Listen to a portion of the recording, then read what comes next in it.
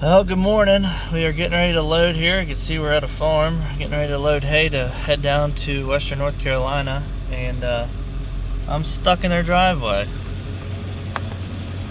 Coming up over this hump, I got stuck. I'm not loaded, so I don't have any weight on the rear axle of this truck, and the trailer bottomed out. I'm just waiting for the guy to get here. We'll pull this out with a trailer, or pull this out with a tractor, and then we'll try to maybe load somewhere else, because I don't think I can get back out of here up over this hump, which is a little inconvenient, but pretty much do whatever I need to do to get.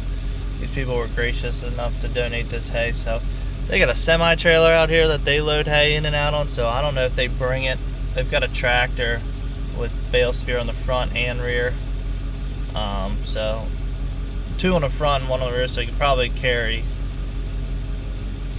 three out at a time, and maybe just load out here in the driveway somewhere once I get turned around. But it's tight.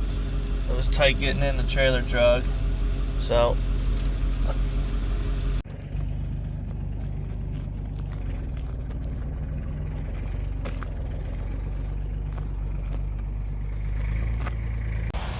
oh, this isn't helping our cause to get down to North Carolina. I was trying to get down there to get unloaded today. Here we go. 14 bales of hay. These are big round bales. You can see they've been sitting outside, but when you really get into the hay, you can see, camera will focus, how green that stuff is. Some pretty good stuff for the cows to munch on. So we were a little rerouted because of the size of the trailer. We're here at Fairgrounds, the ag department of some sort. I don't know where they're from, but you can tell they're a bunch of good old boys and women here taking in all this hay, and they are extremely grateful for it. They're actually doing airdrops with Chinook helicopters of hay and feed for animals. So no helicopters here now, but there's a couple boys rolling out. They're headed over to the warehouse. I think this guy that was the first truck up here, I think he said they got 5 trucks, all of hay and feed and whatnot. And I'm gonna, once this last one backs up, I'm gonna pull in there. Look at all that hay they got donated today. That is mostly from today. So we're gonna back up some here, and then I'm gonna show you my problem, because I guess no good deed goes without trials and tribulations sometimes. So I've got a brake caliper seal that's leaking on this thing, and I noticed one time the brake started to get soft, and sure enough it's leaking. So we are going to figure that situation out when we get out of here, because this is most important. I can manage. It's a little soft, but it's not bad, because still fluid in it, and then once this stuff gets off, it won't be as bad, because I'm pretty super heavy with all that stuff.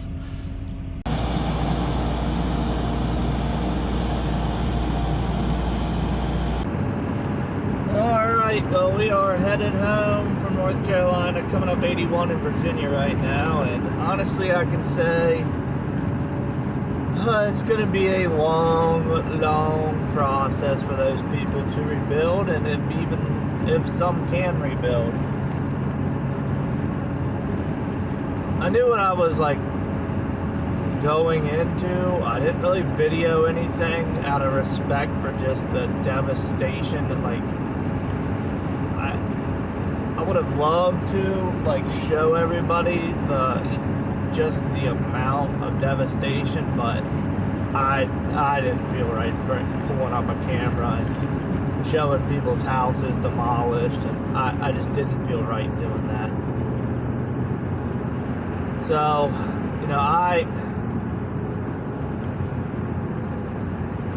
I stopped to get lunch and fuel before I got there. And I'm in North Carolina along 77, and I stopped at a place, got lunch, and the lady saw me there with the load of supplies and hay and everything, and she's like, hey, where are you headed? I said, well, I don't even know exactly where they're going to send us, or I've been on and off the phone about where to get this stuff delivered to make the most sense, to get it into where it needs to go, blah, blah, blah. And she's like, first she thanked me for doing that, which she didn't, it's not what I was looking for from anybody. I was just trying to be a good American citizen. But she said, I want to let you know, just depending on where you go, just prepare yourself. I was like, why do you say that? She goes, we did search and rescue down there for about 4 days, and it's not what you see on TV, it's not what you see on Facebook, it is so much worse. I was like, I figure with these disasters, they try to keep the negativity and the real aspect off of the news and out of the limelight, because obviously there's not enough support, and especially with an election coming up less than 30 days, it looks bad on some parties of what they are doing and what they aren't doing. I was like, how did it go for you guys? She goes, it was more of a search than a rescue, if you get what I mean. I said, now I understand that. She says we were searching a creek, or where there was a creek, down along the creek bed. You're searching, you're getting just horrific smells of obviously something that is passed away. I'm trying to be PC for anybody watching and for YouTube. And she says, we were finding things buried, people buried, in just 5 feet of mud. They had no chance. They were finding pieces and whole objects in trees.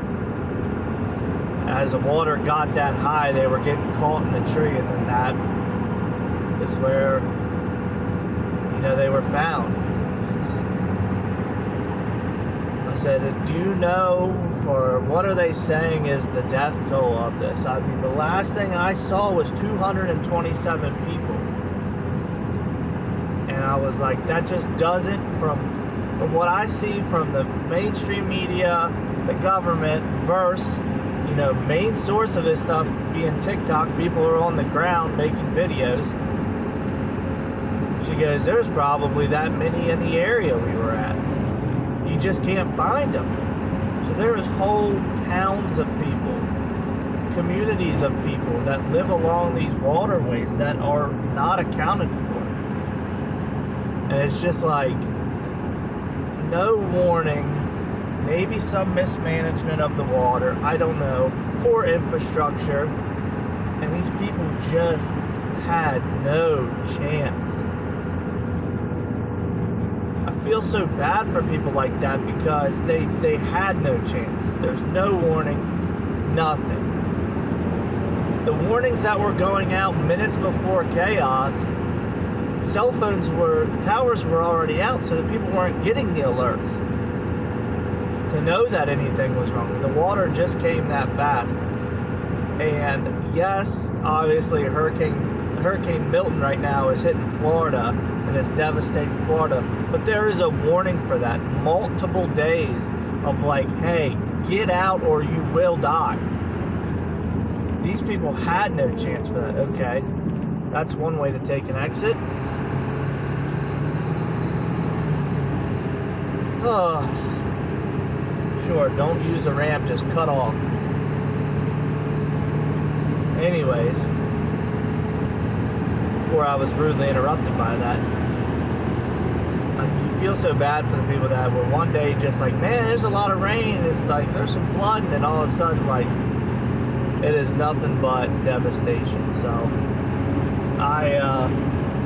it's gonna be a long-term relief effort there. So they have supplies, they are getting supplies in high demand, which is awesome. to see people bringing in supplies like that, and it is all through personal donations. Like the guy that pulled in before me, he had 5 semi-trucks loaded with feed. They had water, they had non-perishable food, and just 5 dry van semi-loads full of stuff from this one group of people. And he was like, hey, I don't know if there's any chance to get, I got 2 day cab trucks over here.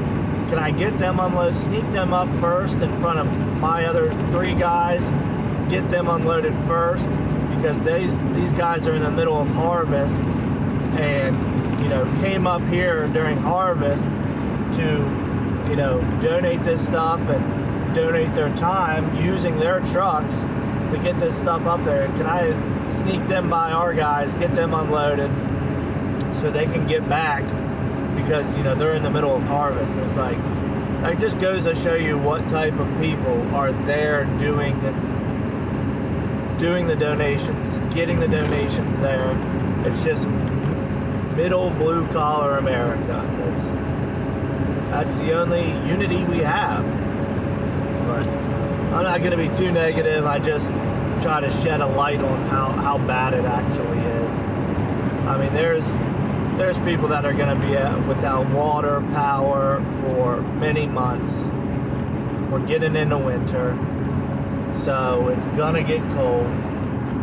They are going to need support for a long time. So I just want to thank everybody that I know that has donated, has helped get stuff down there.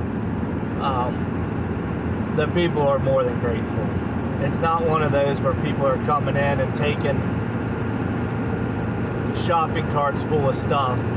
They're literally taking what they need to survive and leaving the rest for others that need the same. So again, thank you guys. I'm gonna maybe put something together to go back down once kind of the chaos kind of settles. A lot of the chaos is there's no way into certain places, so it's tough to manage because they don't know who needs what. They have too much of one thing, but maybe as it gets colder, they'll need more of that. So whatever you can do. There's a lot of good groups out there. Just search. A lot of churches in the area, a lot of livestock organizations that are doing things the way they should be done. So thanks for watching, guys. We'll see you on the next one. Well, since we got this thing cleaned up, next on the list is going to be to investigate our brake caliper that came apart. I guess it's something to do with the seals in the caliper itself. So I just back this thing up, gonna shut her off and get the wheels off and see what's going on. Well, when I took the caliper off, the piston fell right out of the caliper and started spraying brake fluid everywhere. So I'm not sure how that came apart, but at least that's all it is. So ruined the rotor, obviously ruined the pads. So I'm gonna go in here and see if the local place has it. If not, I'll order it because today's Friday. I don't leave till Monday, so even if I got to order it in up there and they can get it for tomorrow, that'd be great. And they're open Sunday, so we'll see. We'll see what that's gonna cost me. But I'm gonna pull the other side apart too here while I'm before I order anything, because if the other side needs a caliper or something, I just want to go ahead and order that while I got it all torn apart.